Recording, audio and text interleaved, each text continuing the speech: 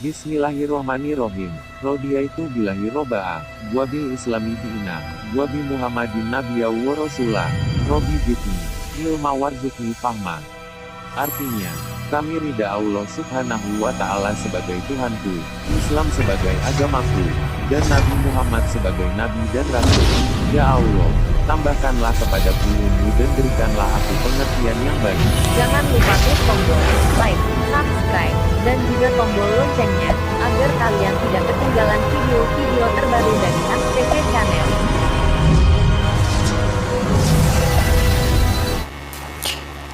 Oke, kita mulai materi kita tentang listrik arus bolak-balik. Kita akan mulai dengan membedakan antara listrik arus arah dengan listrik bolak-balik. Jadi sebelumnya kan kalian pernah belajar tentang listrik arus arah, ya. Jadi kalian harus bisa membedakan beda antara listrik DC arus arah dengan listrik AC, gitu ya. Apa bedanya? Nah, jadi misalnya begini. Kita punya suatu rangkaian listrik dengan sumber tegangan DC seperti ini, ya. Kemudian dihubungkan dengan beban tunggal aja, misalnya seperti inilah ya, hambatan. Ya, ini hambatan R. Nah, kemudian ini sumber tegangan GGL-nya misalnya E gitu. Nah, pada listrik arus arah, lambang seperti ini menunjukkan ya, kutub yang panjang ini adalah menunjukkan atau mewakili kutub positif, ya. Sedangkan yang ini kutub negatif, gitu. Nah, arah arusnya itu akan mengalir pada rangkaian ini. Di luar baterai itu arus listrik konvensional I-nya itu kan kita asumsikan searah dengan gerakan muatan positif. Jadi arah arusnya seperti ini, ya, ini I-nya, ya, itu arah arusnya. Nah, artinya selama rangkaian ini tidak diubah kondisinya, maka selama rangkaian terus terpasang dalam kondisi seperti ini, maka I itu akan terus mengalir pada R dengan arah ke kanan dalam gambar kita, gitu. Nah, jadi si R ini positifnya itu sebelah kiri dan negatifnya sebelah kanan. Jadi positifnya sebelah kiri, negatifnya sebelah kanan. Terus seperti itu selama rangkaian tidak diubah kondisinya, ya. Kecuali baterainya kita balik, ya, tentu saja berubah juga, gitu ya. Tapi kalau baterainya tetap seperti ini, maka arus akan tetap mengalir pada R ke arah kanan, ya, arusnya tetap mengalir pada arah kanan. Nah, sementara pada listrik bolak-balik atau listrik AC, ya, sumber tegangannya kita lambangkan dengan seperti ini, ya. Ini adalah lambang untuk gelombang sinus, ya, sama seperti tadi itu. Nah, ini misalnya kita hubungkan dengan hambatan juga, ya. Nah, sesuai namanya, listriknya itu listrik bolak-balik. Tadi kita sudah bicarakan di generator AC, ya.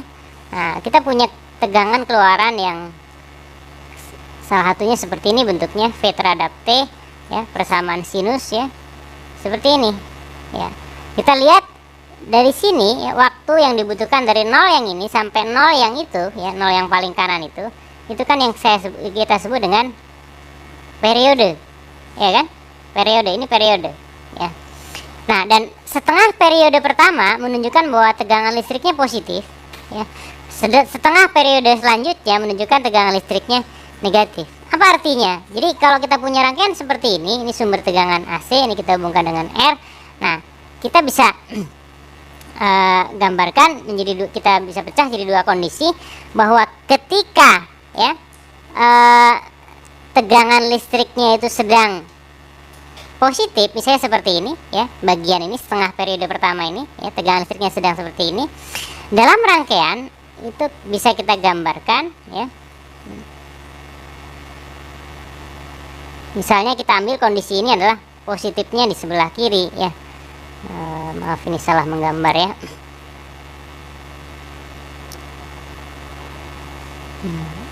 Jadi seperti ini. Ini kutub negatifnya di sana.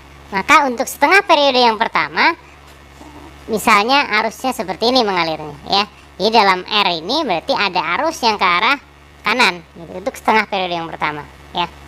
Sedangkan untuk setengah periode yang kedua, ketika tegangan listriknya di setengah periode yang kedua, yang ini, ya, setengah periode yang kedua, tegangan listriknya sedang setengah periode yang kedua seperti ini sedang negatif ya.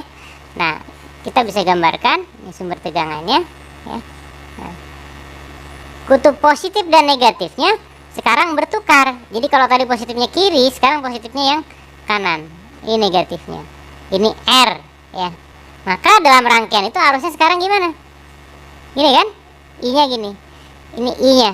Jadi pada setengah periode yang kedua berarti arusnya itu mengalir kemana? Kiri gitu. Jadi setengah periode pertama dia ke kanan, setengah periode yang kedua dia ke kiri, nanti setelah itu kemana? Kanan lagi setengah periode, ke kiri lagi setengah periode, ke kanan lagi setengah periode, terus saja begitu bolak-balik gitu ya. Makanya kita sebut listriknya listrik bolak-balik, karena arusnya memang selalu bertukar arah setiap setengah periode gitu. Nah, itu bedanya AC dengan DC ya. Bukan di nilainya ya, bukan di nilainya berubah atau tidak, tapi di kutubnya, di arah arusnya. Jadi mungkin saja ya, mungkin saja kita punya tegangan DC yang bentuknya seperti itu. Jadi kalau misalnya saya punya gambar tegangan, misalnya ini kurva tegangan terhadap waktu begitu, terhadap waktu V terhadap T. Nah, kita punya misalnya tegangannya begini. Ini DC atau AC? DC ya. Karena dia positif terus, tidak berganti arah, arusnya tidak akan berganti arah gitu ya. Nah, kalau misalnya saya punya yang begini ya, saya punya yang gambar yang di sebelah kanan ini ya, seperti ini. Ini V ya, ini T ya. Ini misalnya 2 volt ya, ini minus 2 volt gitu. Misalnya setengah periode pertama ini tegangannya ya, lurus maksudnya ini ya. Nah, lalu nanti setengah periode yang kedua ini ya, minus 2. Berikutnya lagi ini gitu. Nah, ini DC atau AC? Ya ini AC gitu. Karena kutubnya bertukar terus, positif negatif gitu. Nah, listrik AC yang akan kita bahas bukan yang bentuknya seperti ini ya. Nah, tapi kembali lagi kita akan bahas yang merupakan hasil generator listrik bolak-balik yang kemarin sudah kita bicarakan. Jadi yang akan kita bahas nanti yang ini ya, yang bentuknya sinusoid, sinus atau kosinus gitu ya. Jadi kita akan bicara itu nanti ya.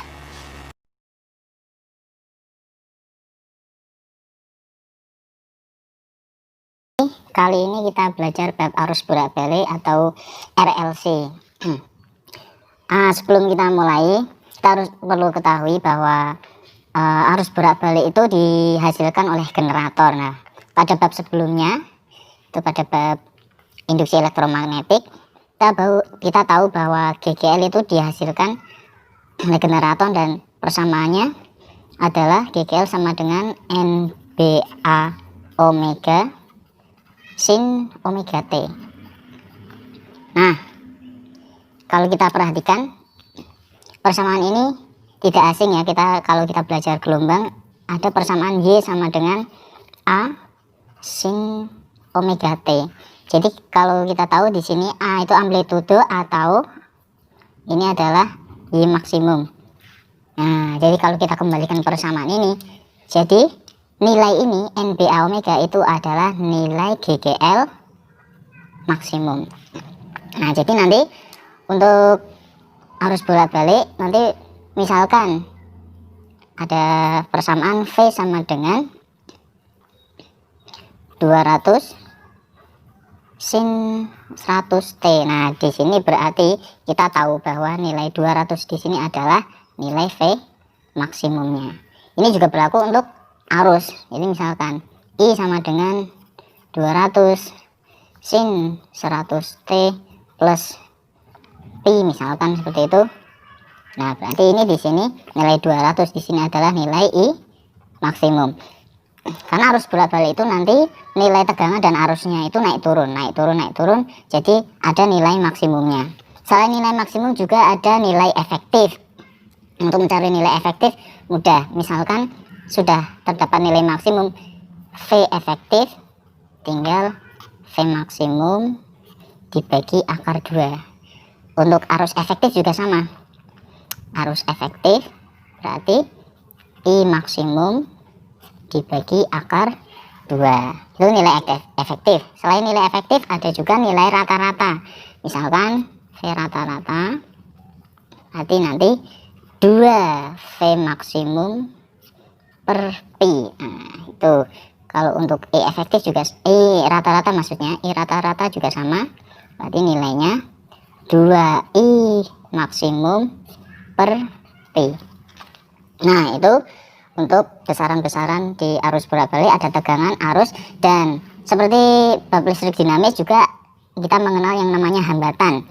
Kalau dulu kita belajar hambatan itu hanya dihasilkan oleh resistor. Nah, di sini nanti dihasilkan oleh 3 benda, yaitu resistor, induktor, dan kapasitor. Nanti kalau digambarkan seperti ini. Nah, ini ada resistor, ada induktor, satunya lagi kapasitor, dihubungkan dengan tegangan bolak-balik. Ini lambangnya R, induktor lambangnya L, kapasitor lambangnya C. Untuk rumus yang digunakan masih sama, yaitu intinya tegangan sama dengan arus dikali hambatan, ya. Tegangan itu satuannya volt, jadi ini kita review dulu. Tegangan satuannya volt, arus itu satuannya ampere, untuk hambatan satuannya ohm. Nah, jadi nanti kalau di soal misalkan ada R sama dengan 80 ohm, nah ini berarti hambatan, hambatannya resistor.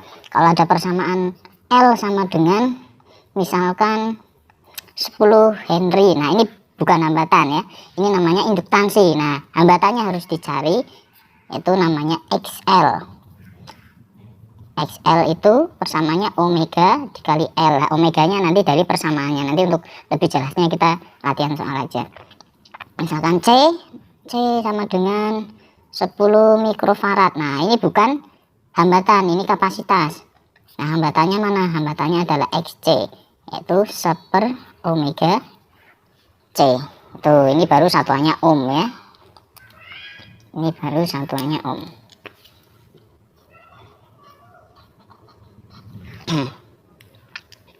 Nah, dari R hambatan dari resistor, terus XL dan XC itu nanti ketiganya disebut namanya impedansi atau Z. Z itu gabungan dari R, XL dan XC, tapi bukan dijumlahkan ya, bukan dijumlahkan 80 tambah XL-nya nanti berapa, XC berapa tinggal dijumlah, tidak seperti itu, nanti kita belajar setelah ini. Nah, ini namanya impedansi, Z itu impedansi, itu juga satuannya ohm. Jadi untuk persamaannya kita masih gunakan seperti hukum ohm ya, hukum ohm VIR. Kalau di sini nanti V I Z ya. Nah, ini diingat-ingat, ini V I Z, berarti kalau I V per Z, Z sama dengan V per I dan seterusnya. Oke. Nah, setelah ini yang terpenting dalam RLC atau arus bolak-balik itu adalah fasor, diagram fasor. Apa itu fasor? Fasor itu seperti ini.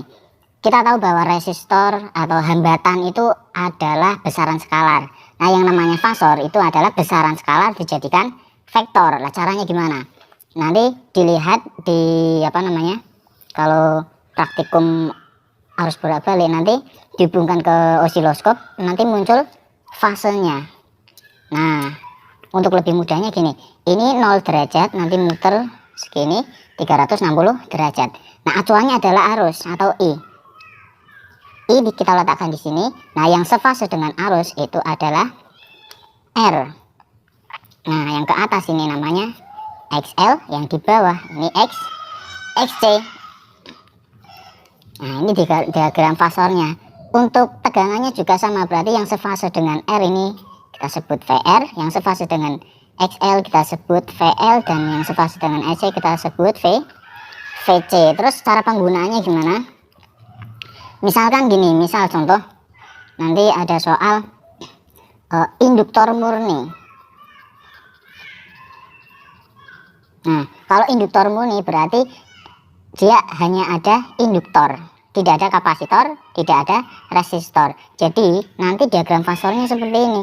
Diagram fasornya hanya ada VL. Terus arus tetap di sini, ini I. Nah, kalau kita lihat I itu 0 derajat, VL-nya 90 derajat. Artinya V mendahului I. Ini yang namanya rangkaian bersifat induktif. Jadi kalau digambarkan, ini misalkan ini adalah I-nya. Nah, ini adalah I. Nanti V-nya mendahului. Nah, V-nya seperti ini nanti.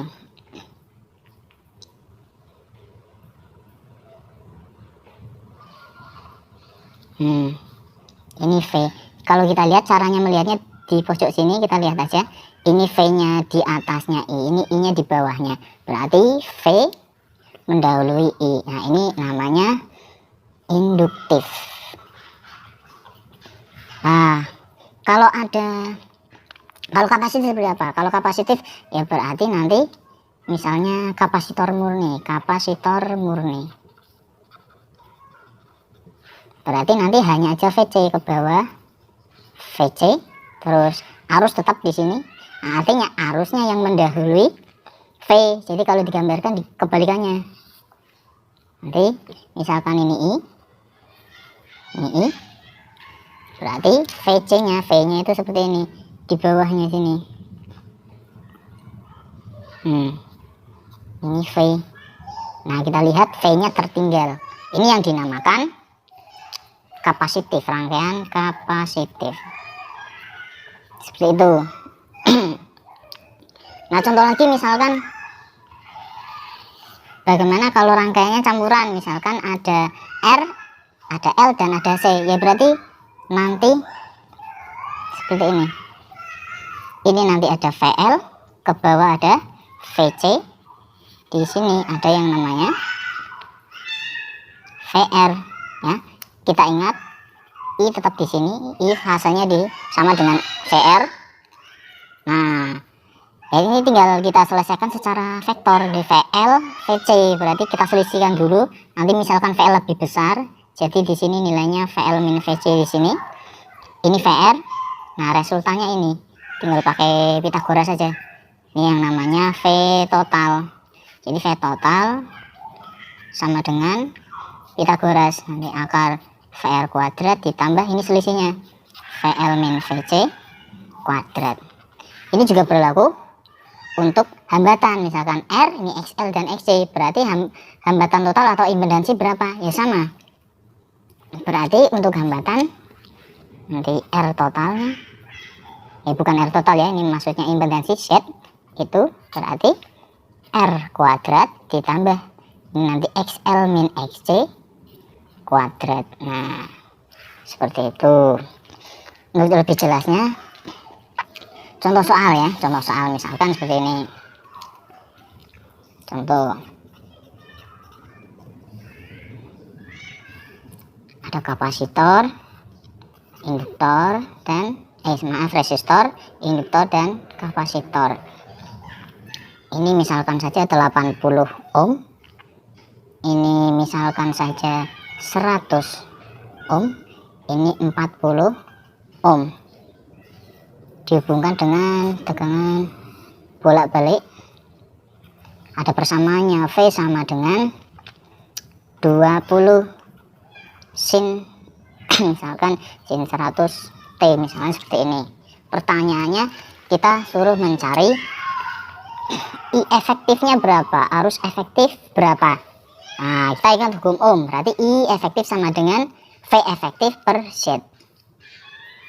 Nah, I efektif, V efektif per Z. Berarti kita harus mencari Z atau impedansi, gabungan dari R, XL, dan XC. Ya gampang, kita gambar aja fasornya. Hambatannya 80 di sini ya, R, ini R 80, terus XL itu yang ke atas. Ingat tadi fasor tadi, XL di atas, ini 100, XC nya ke bawah 40. Jadi ini diselisihkan dulu, 100 kurangi 40 selisihnya 60. Nah, nanti resultannya di sini ini 60. Terus kita jumlahkan dengan yang R. Jadi resultannya Z-nya di sini. Pitagoras 60 80 berarti Z-nya sama dengan 100 ohm. Paham ya? Itu penggunaan fasor seperti itu. Jadi lanjutkan lagi, I efektif sama dengan V efektif itu V maksimum, ini V maksimum. V maksimum dibagi akar 2 bagi Z-nya 100. Jawabannya 20 bagi 100 1/5 ya. Atau 0,2 akar 2 ampere. Nah itu contohnya seperti itu. Nanti untuk lebih jelasnya silakan nanti coba latihan soal aja. Intinya konsepnya untuk RLC berarti kalian pahami yang namanya fasor. Terakhir ada yang namanya daya disipasi. Apa itu daya disipasi? Daya disipasi itu daya yang digunakan di rangkaian ini, di RLC. Tapi konsepnya seperti ini. Konsepnya yang bisa mendisipasikan daya hanyalah resistor. Jadi induktor tidak bisa mendisipasikan daya, kapasitor tidak bisa mendisipasikan daya. Jadi persamaan daya disipasi atau P sama dengan I kuadrat R, tapi I-nya adalah I efektif. Nah konsepnya seperti itu. Nah ini mungkin kalau di buku rumusnya kok nggak seperti ini. Nah itu penurunannya aja. Jadi ini bisa kita turunkan. I efektif itu tadi apa? V efektif per set. Jadi I-nya saya ganti V efektif per set. I efektif yang satu tetap VI efektif dikalikan R. R per set kalau kita lihat dari fasor yang ini. Nah, saya kembalikan lagi di sini. R per set. Ini nanti misalkan ini XL min XC. Berarti kan set itu sini ya. Nah, ini set. Nah, R per set samping miring, ini ada sudutnya, samping per miring itu namanya cos theta. Nah R per set ini kita bisa ganti dengan cos theta. V efektif kali I efektif cos theta. Di mana cos theta itu yang dinamakan faktor daya. Nah seperti itu. Faktor daya atau besarnya R per set. Itu aja. Sekarang kita akan menyelesaikan soal kuat arus dan tegangan bolak-balik. Di mana di sini terdapat rangkaian RLC. Jadi kalau ada soal seperti ini, perhatikan gambar rangkaian RLC berikut. Nah, gambarnya seperti ini ya, seperti yang tampak di soal. Nah, yang ditanyakan adalah kuat arus maksimum. Nah, untuk mencari I kuat arus maksimum IM itu VM ya, tegangan maksimum dibagi dengan Z. Jadi Z-nya berupa impedansi karena di sini rangkaiannya rangkaian RLC. Nah kita cari dulu Z-nya ya. Kita cari Z-nya dengan menggunakan persamaan akar R kuadrat ditambah XL min XC di kuadrat. Nah R-nya sudah ada nih 12. Nah sekarang kita belum tahu nih XL dan XC nya. Nah sekarang kita cari XL nya. XL itu omega dikali L. Nah nilai omeganya berapa? Nah kita lihat di persamaannya ini. Nah kalau V itu kan VM sin omega T ya. Jadi persamaan umumnya V itu adalah VM sin omega T. Artinya VM nya adalah 26, omega nya adalah 200. Sehingga kita masukkan ke sini nih omega nya 200 kali L nya 0,0075. 0,075 ya, 0,075. Sehingga didapatkan hasilnya 15 ohm ya. Nah kemudian kita cari XC sekarang. XC yaitu nilainya 1 per omega kali C. Omega nya 200, C nya, nah ini jadikan ke farad, dimana 1 mikrofarad sama dengan 10⁻⁶. Berarti nanti min 500 dikali 10 pangkat min 6. 200 kali 500 itu sama dengan 100.000 atau 10 pangkat 5 ya, 100.000 atau 10 pangkat 5. Yang ini 10 pangkat min 6. Nah, sehingga nanti didapatkan 1/10 pangkat min 1 atau sama dengan 10 ohm. Nah, kita udah tahu nilai XL dan XC. Sekarang kita cari Z ya. Nah, kita tinggal masukkan R nya 12 kuadrat, XL 15, XC nya 10. Kita kuadratkan. Yang ini 144 ya. Ditambah 15 dikurangi 10, 5. Kita kuadratkan 25. Nanti hasilnya akar 169 atau 13 ohm. Nah, Z nya udah tahu, kita tinggal mencari I maksimum. VM nya tadi dari sini itu adalah 26, berarti 26 per Z nya 13, hasilnya adalah 2 ampere. Jadi jawabannya yang C.